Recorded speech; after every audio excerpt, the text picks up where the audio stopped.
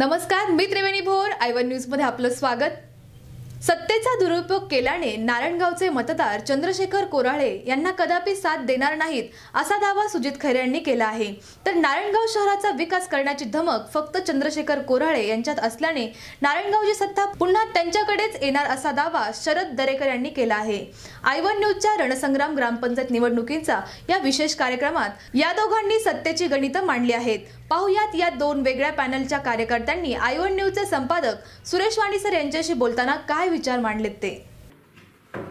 प्रेक्षकांनो नमस्कार। नारायणगाव ग्रामपंचायतीची निवडणूक जोरदार सुरू आहे। चंद्रशेखर दादा कोराळे यांनी आपल्या पुतण्याला सरपंच पदाची उमेदवारी दिलेली आहे। त्याचबरोबर शिवसेना पुरस्कृत जरी म्हटलं जात नसलं तरी बाबूभाऊ पाटे हे शिवसेनेचे उमेदवार आहेत। संतोष वाजगे हे राष्ट्रवादी पुरस्कृतचे उमेदवार आहेत। तिरंगी सामना होतोय।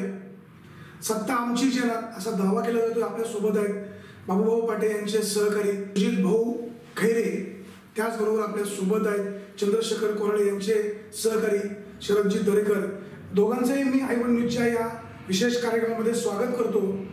आपली ना कोणाची बाजू घ्यायची ना कोणाला बदनाम करायचं। आपण प्रश्नांची सुरुवात करूया शरद दरेकर यांच्यापासून।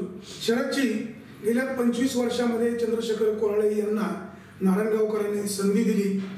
चंद्रशेखर कोराळे यांना नारायणगावकरांनी संधी दिली असतानाही नारायणगाव शहराचा म्हणावा असा विकास झाला नाही। आपण काय सांगाल? वाणी साहेब, प्रथमतः आपल्या न्यूज चॅनलमध्ये मी आलो त्याबद्दल मी तुमचे स्वागत करतो। नारायणगावचा जो विकास आहे गेल्या 23 वर्षामध्ये निश्चितपणे झालेला आहे।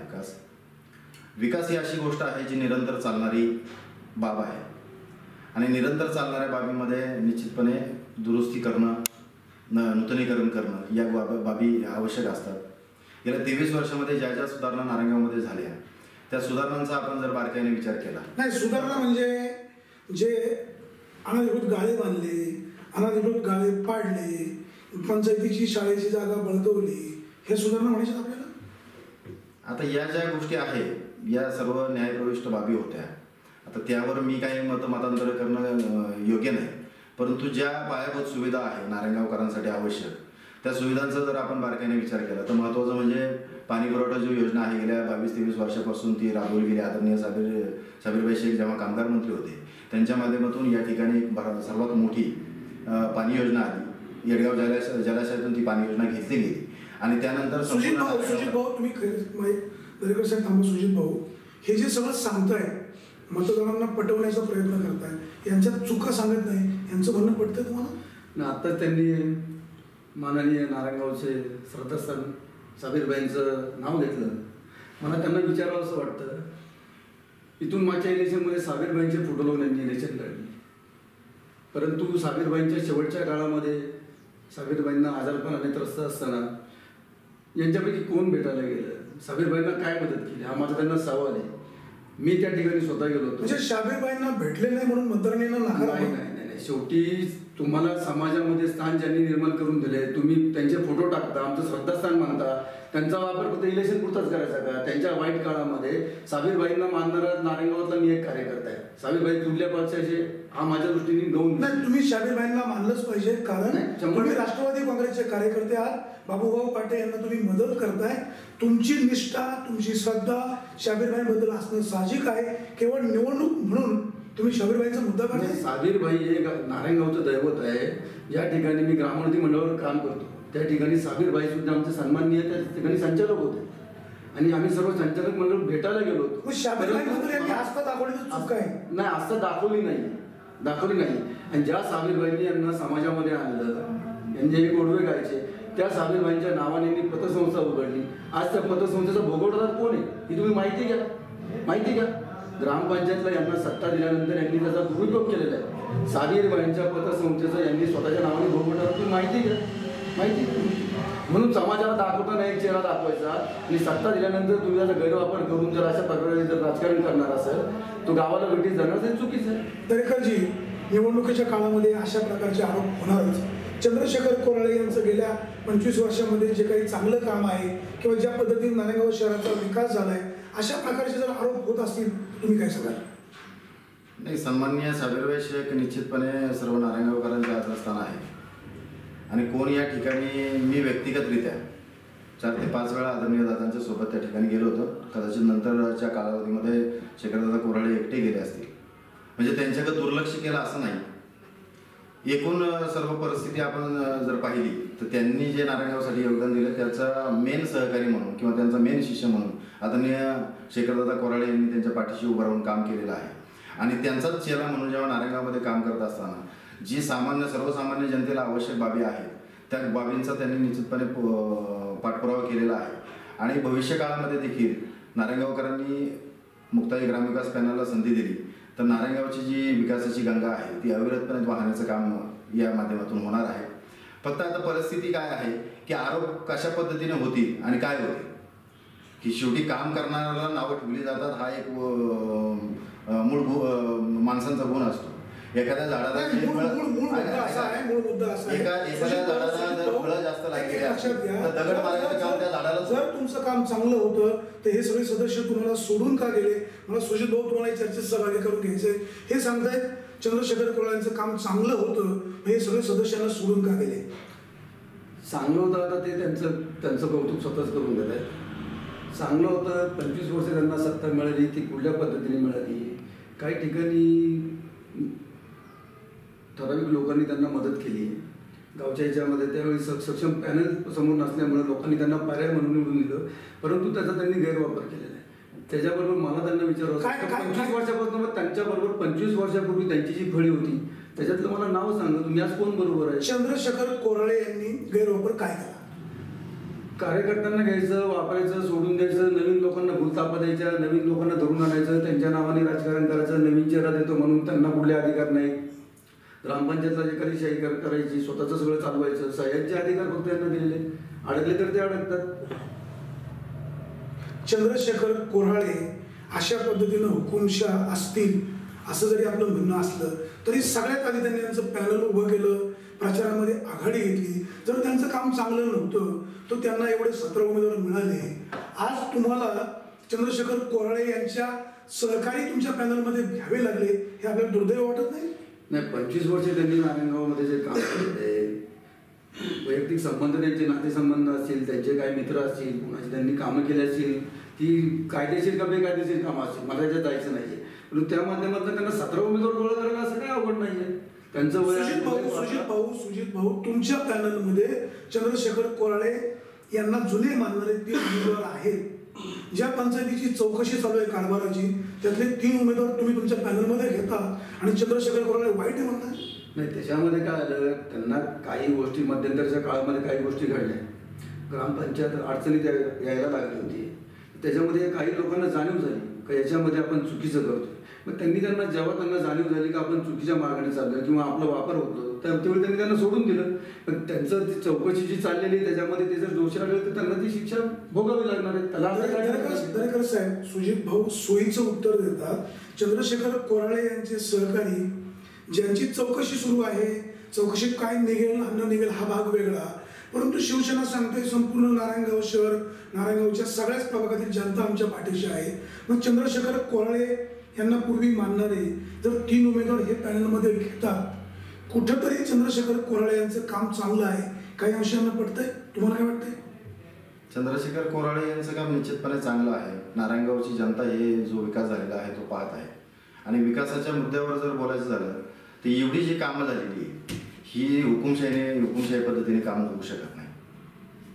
त्याच्यामध्ये लोकसहभाग आणि इतर जे सहकारी आहे यांचा सहभाग आवश्यक असतो आणि तो सहभाग होता म्हणून ही काम झाली. एकटा माणूस किती पळू शकतो? एकट्या माणसाला शेवटी मर्यादा येतात. तुम्हाला सहकार्य लाभलं पाहिजे, तुमच्याबरोबर 4 लोक फिरली पाहिजे. 4 लोक जर तुमच्याबरोबर फिरली, 4 लोकांनी तुमच्या कामातला भाग वाटून घेतला तर पुढली कामं होणार आहेत. एवढी मोठमोठी कामं आज नारायणगावात झाली, ही लोक त्याच्यामध्ये सहभागी होती. या लोकांनी त्यावेळेस सहकार्य केलेलं आहे आणि हे ते सुद्धा नाकारू शकत नाही. शेवटी विकासाची जी गंगा अविरत वाहण्याचं काम झालेलं आहे. नारायणगाव सारखं एवढं मोठं शहर कदाचित बकाच झालं असतं. आज एवढ्या मोठ्या शहरामधील ड्रेनेज व्यवस्था, या एवढ्या मोठ्या शहराला पाणी पुरवठा योजना, एवढ्या मोठ्या शहराला वापराच्या पाण्याची योजना, या गोष्टी जर दिल्या नसत्या तर लोकांनी कधीच बंड केलं असतं आणि त्यांना कधीच नेस्तनाबूत केलं असतं. फक्त आता विषय काय आहे की जे सहकारी आपल्याबरोबर काम करतात यांना एका विशिष्ट कालावधीनंतर कदाचित तुमचे मतभेद आणि मनभेद या 2 बाबी घडू शकतात. ज्या कुटुंब व्यवस्थेमध्ये देखील घडतात, ज्या आईवडिलांनी आपल्याला जन्म दिलेला असतो त्या आईवडिलांपासून सुद्धा मुलं वेगळी राहतात. म्हणजे याचा अर्थ असा आहे की ती आईवडील नाही असं म्हणायचं का, किंवा ती त्यांची मुलं नाही असं म्हणायचं का? शेवटी या व्यवस्थेमध्ये हे पूर्वीपासून जी कामं चाललेली आहेत तशीच कामं पुढे चाललेली आहे. आणि विकासाची जी तुम्ही आता सांगताय नारायणगावमध्ये मूलभूत प्रश्न मार्गी लावले, सांडपाण्याचा प्रश्न आजही गंभीर आहे, तो प्रश्न मार्गी लावता आला नाही. त्या ठिकाणी जलशुद्धीकरण प्रकल्प किंवा ETP सारखा प्रकल्प मार्गी लावता आला नाही. सुजित भाऊ काय सांगणार? पण 25 वर्ष सत्ता दिल्यानंतर गावाचा काय फरक पडला? त्या मानाने 25 वर्ष एका माणसाला सत्ता दिलेली असेल त्या मानाने काही विकास झालेला नाही. नको तिथे गाळे बांधणे, नको तिथे पुतळे उभे करणे. आता साधारण कोल्ह्यामेळ्याचं सुद्धा रूप पाहतो, ते मध्ये ते पुतळा, त्याच्यावर ते 3 माकडं वगैरे, हे चुकीचं. तुम्हाला भविष्याकडे जात असताना गावाच्या अडी अडचणी समजताना तुम्ही गावाला कुठल्या दिशेला घेऊन चालले?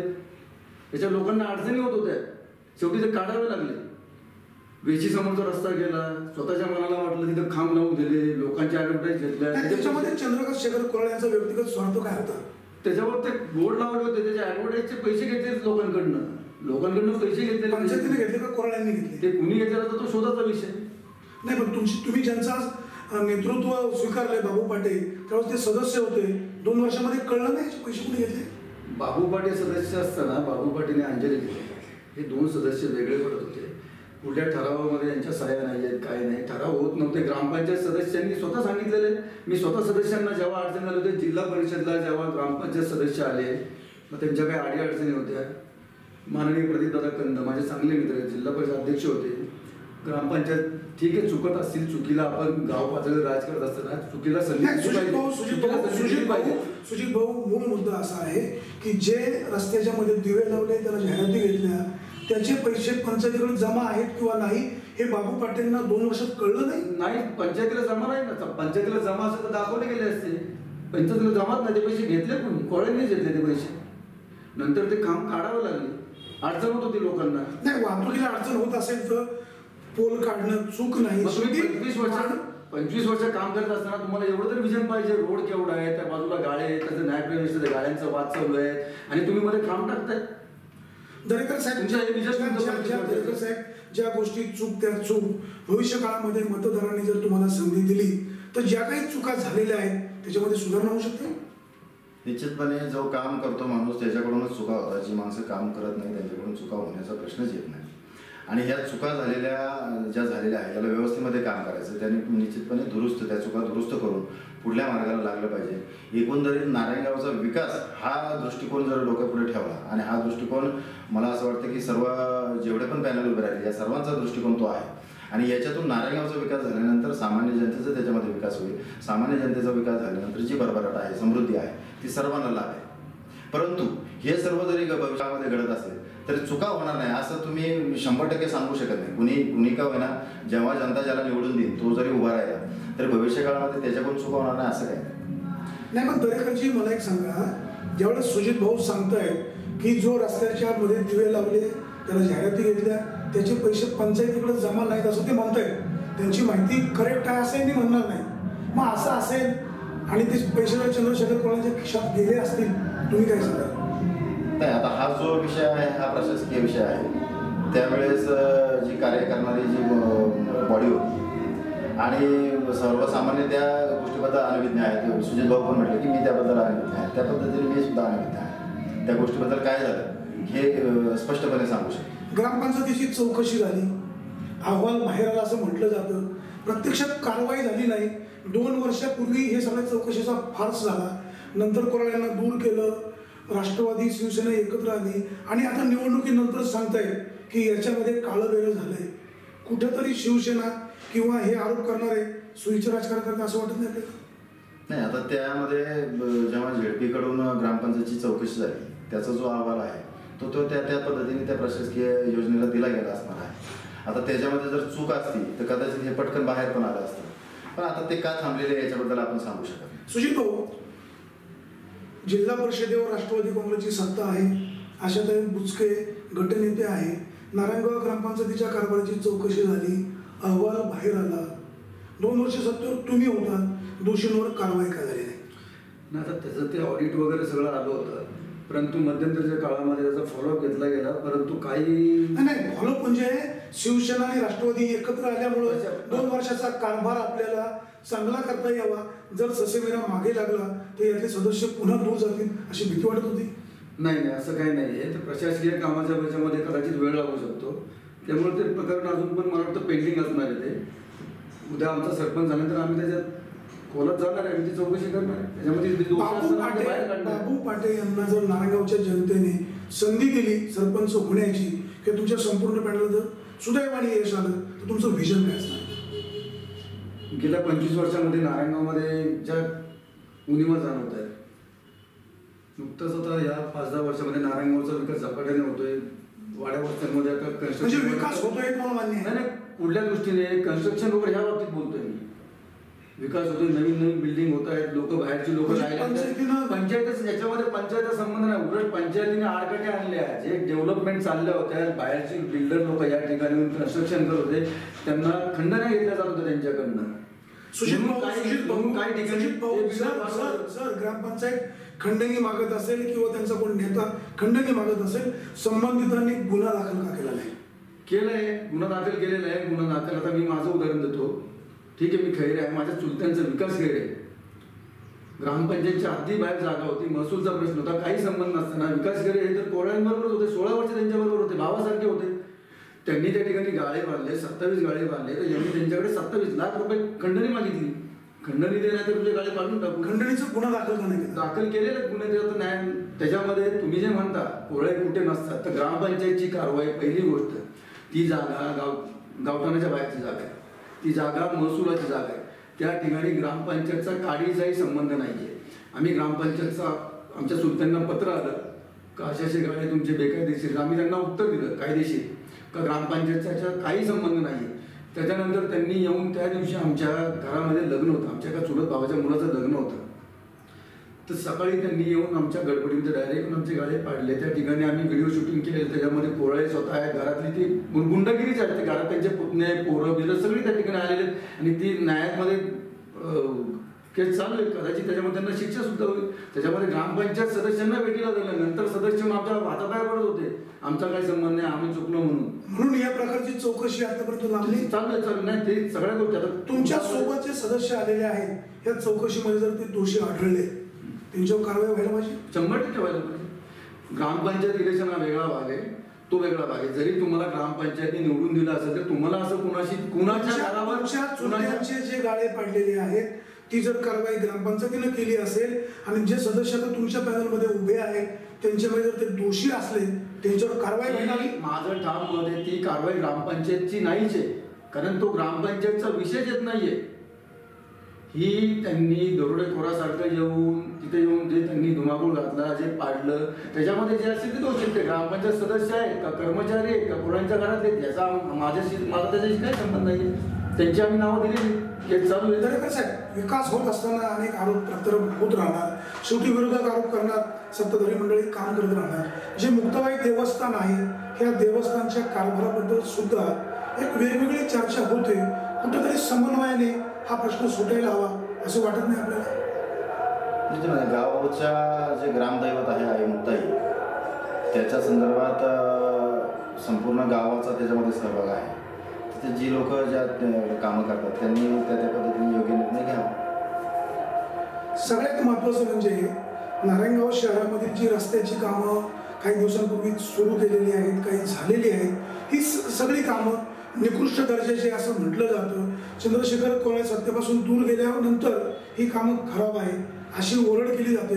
चंद्रशेखर कोराळे सत्तेवर असताना सगळी कामं चांगली आहेत असं पण म्हटलं जातं. म्हणजे कोराळे सत्तेपासून दूर गेले म्हणून कामं खराब झाली, हे कितपत योग्य नाही? आता जी कामं चाललेली आहे तो जो मानक दिलेला आहे, कशा पद्धतीने वापर करायचा, सिमेंट किती वापरायचं, खडी किती वापरायची, ती त्या ठिकाणी त्या पद्धतीने वापरली गेली असणार आहे. जे शेवटी ज्याला विकासाची ओढ लागलेली आहे तीच निश्चितपणे चांगली कामं करतात. म्हणजे केवळ आपले खिशे भरू कामं केली जात नाही. यांनी सुद्धा जी कामं केलेली आहे आणि आरोप करणारे लोक एकदा पाहून जातात आणि नंतर आपलं सांगे तोंडी ह्या गोष्टी होतात. ती कामं चांगल्या पद्धतीने झाली असणार आहे, त्याच्यामध्ये आपण आरोप करण्यासारखं काय?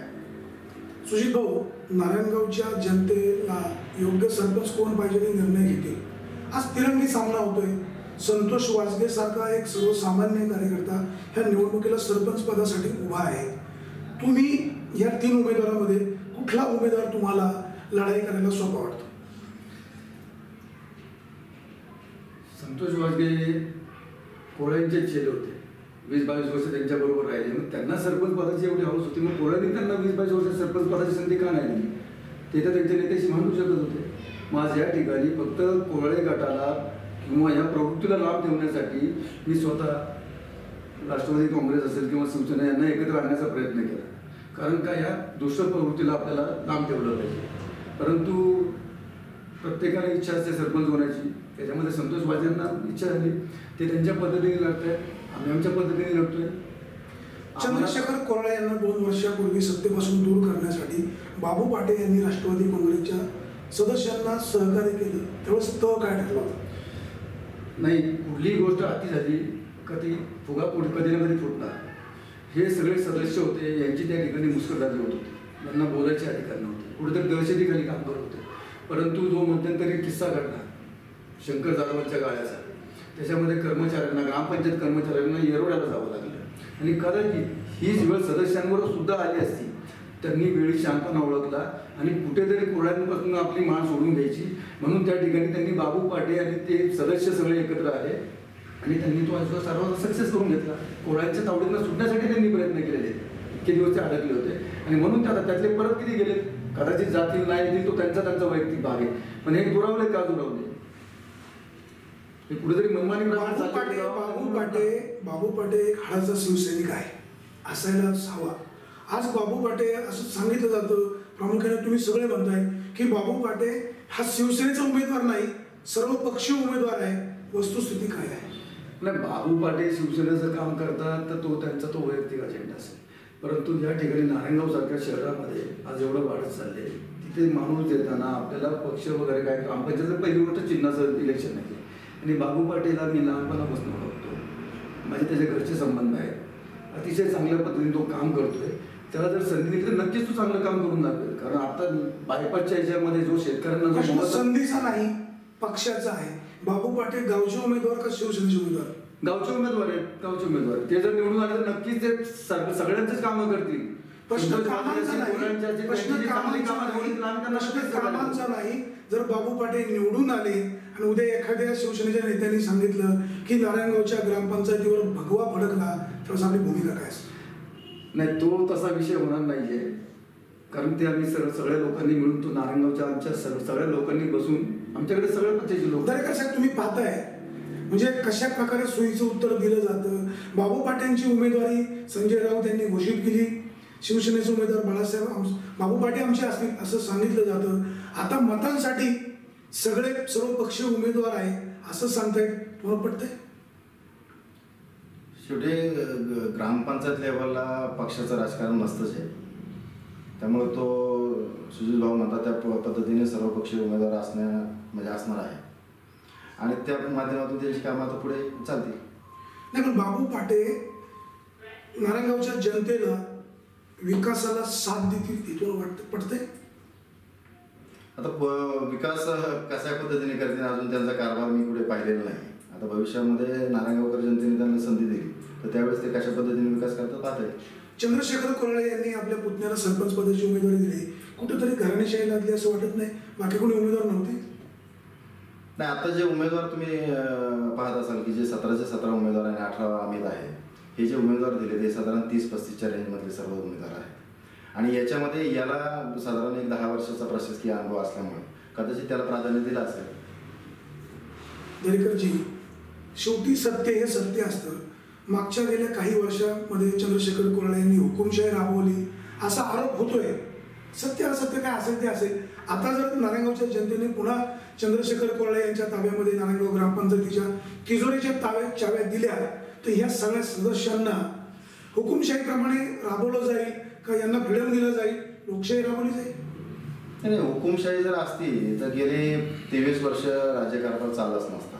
जो नारायणगावचा कारभार चाललेला आहे, हुकुमशाही असेल तर कदाचित चालला नसता. आणि जे लोक व्यवस्थेमध्ये काम करत होते त्यांना आता एवढ्यामध्ये त्यांचं मनभेद आणि मतभेद झाले, त्याच्यामुळे ते बाहेर सोडून गेले. शेवटी प्रत्येकाची एक महत्वाकांक्षा असते. त्याच्यामुळे प्रत्येकाने विचार केला की माझी महत्त्वाकांक्षा जर पूर्ण करायची असेल तर या जोडीला राहिलं तर कदाचित होणार नाही, वेगळा गेलो तर कदाचित होईल. चंद्रशेखर कोराळे यांचे तुम्ही विश्वासू सहकारी आहे. माणसाला सत्ता आली की सत्ता आल्यावर काही चुका होतात. भविष्य काळामध्ये चंद्रशेखर कोराळे यांना तुम्ही सल्ला काय द्याल? मी एकच सल्ला देईल. एक छान वाक्य आहे की मी पण ज्याचे पको फळा परी सहजपणाने गळले हो, जीवन त्याला कळले हो. माझ्यातला मी पण जेव्हा जाईल प्रत्येकाच्या बाबतीत म्हणजे अगदी कोराळे असावेत असं काय नाही, त्याला नंतर जी व्यवस्थेमध्ये काम करायची तो अतिशय चांगल्या पद्धतीने करेल. मी केलं म्हणायची तिथे गरज भासणार. सुजित भाऊ, बाबू पाटे आक्रमक आहे, सर्वसामान्यांना न्याय देता इथपर्यंत जे काही असेल ते, परंतु एक लढवय्या कार्यकर्ता, थोडासा रागीट आहे, तापट आहे, स्वभाव उग्र आहे. जर त्यांना नारायणगावकरांनी संधी दिली तर त्यांच्यामध्ये बदल अपेक्षित आहे. मी तुमचा मुद्दा खोडतो, कारण बाबू पाटे हा म्हणजे समोरच्या माणसानुसार वागणारा माणूस आहे. लहान मुलगा आला तर लहान मुलासारखा वागणारा माणूस आहे, मोठा आला तर मोठ्या माणसाप्रमाणे वागणार आहे. काही ठिकाणी त्याचा आक्रमकपणा हा जनतेला भावलेला आहे आणि त्या गुणांमुळे काही ठिकाणी त्याला जनतेने डोक्यावर सुद्धा घेतलेले आहे. तर काही ठिकाणी तो वेळेला धावून जाणारा माणूस आहे. पुढे ऍक्सिडेंट झाला, कुणाला मदत लागली, मी स्वतः डोळ्यांनी पाहिलेलं आहे. मी स्वतः त्याच्याबरोबर काम करतो गेले 20 वर्ष. आणि राजकीय पक्ष म्हणून नाही, तेव्हा बाबू पाटे कुठल्या पक्षाचा होता, कुठल्या शिवसेनेचा होता, असा कुठलाच भाग नाही. एक होतकरू तरुण, सर्वांच्या मदतीला धावणारा तरुण म्हणून मी त्याच्या पाठीमागे आहे. आणि त्या पद्धतीने तो प्रत्येक परिस्थितीला त्या पद्धतीने हाताळण्यास त्याचा हात कंडा आहे. त्यामुळे त्याला नक्कीच संधी दिली तर तो नक्कीच गावाचा गेल्या 25 वर्षात जे झालं नाही तो नक्कीच करून दाखवेल.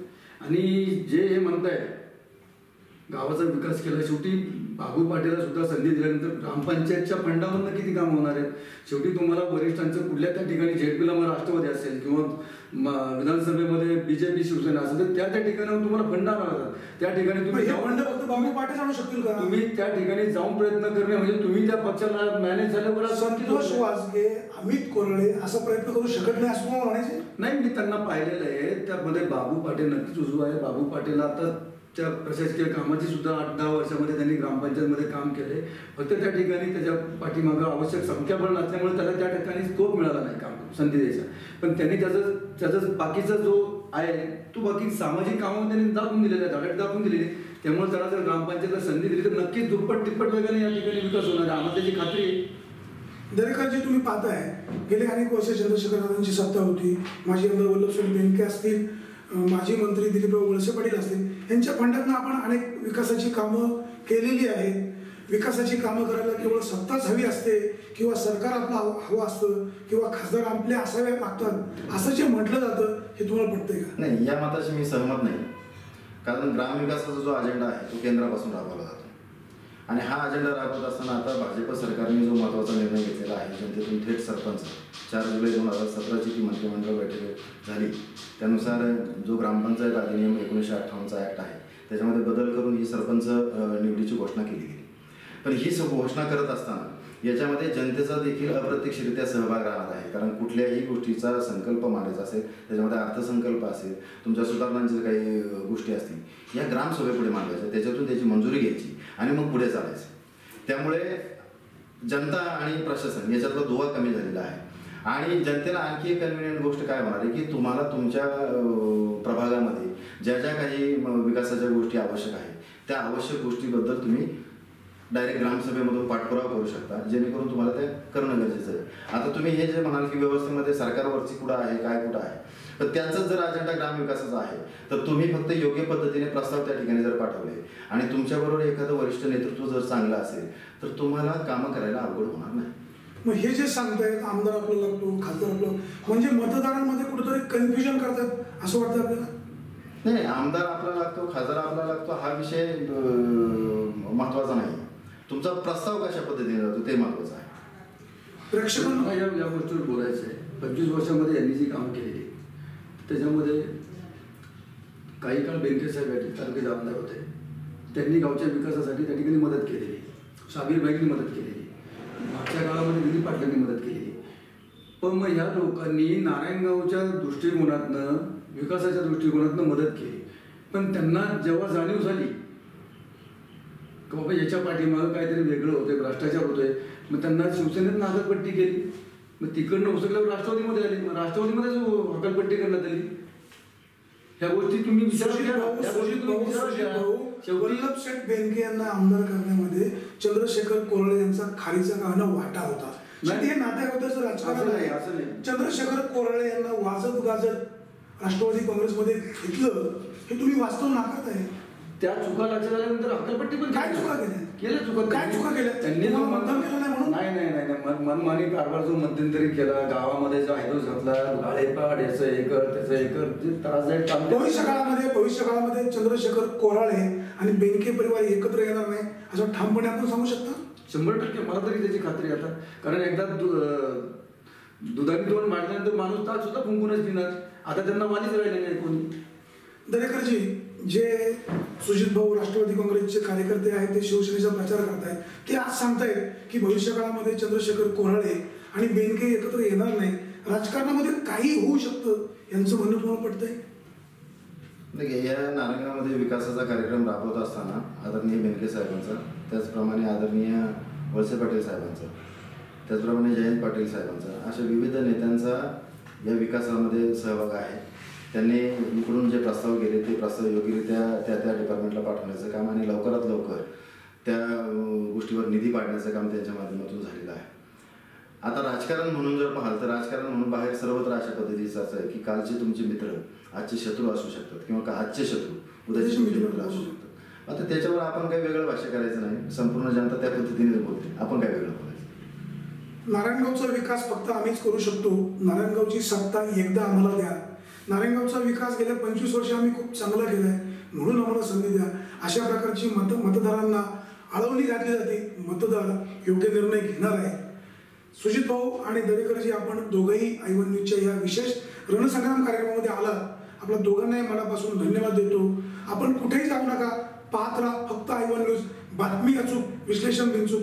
धन्यवाद.